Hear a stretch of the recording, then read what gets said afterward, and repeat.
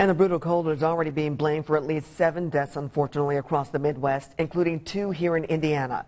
In fact, the Delaware County coroner says a 59-year-old man was found dead in his driveway after apparently falling, and an 87-year-old woman was found outside of her home earlier this week.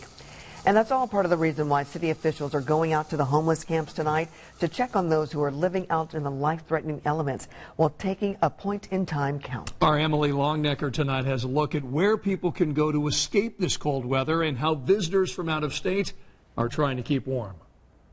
Well, Andrea and Scott, outreach teams with the city were out all day encouraging folks who didn't have shelter to get inside. We've said it for several days now. Prolonged exposure to these temperatures can be deadly.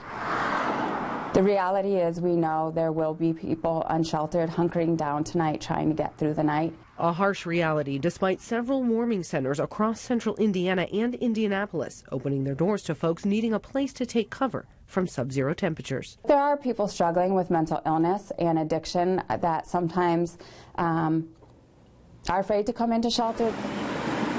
Wednesday's frigid weather saw people doing what they could to stay warm if they had to be outside. I'm bundled up because I came into work at 5:15 this morning and it was really cold and windy. Even a quick walk to the car to get home called for layers. How many layers you got underneath? Like 3. I've got two shirts and I guess that's it. 2 shirts and a jacket and 3 pairs of pants.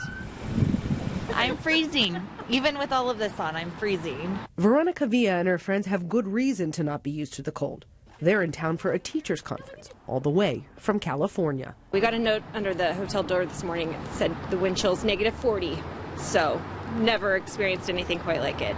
Still, they're doing what they can for now, until it's time to go back home. Going to dinner. It hurts to breathe, but other than that, it's nice out here. And we actually talked to a woman tonight who was back to Indy from California who had to have her car jumped at the airport because it was outside in the cold for so long and just wouldn't start when she got back home. The airport is reminding people that they have a free service 24 hours for folks to come out and they'll jump start your car at the airport or inflate your tires. And they're also reminding folks to call ahead of time to check for any flight delays. Andrea, Scott.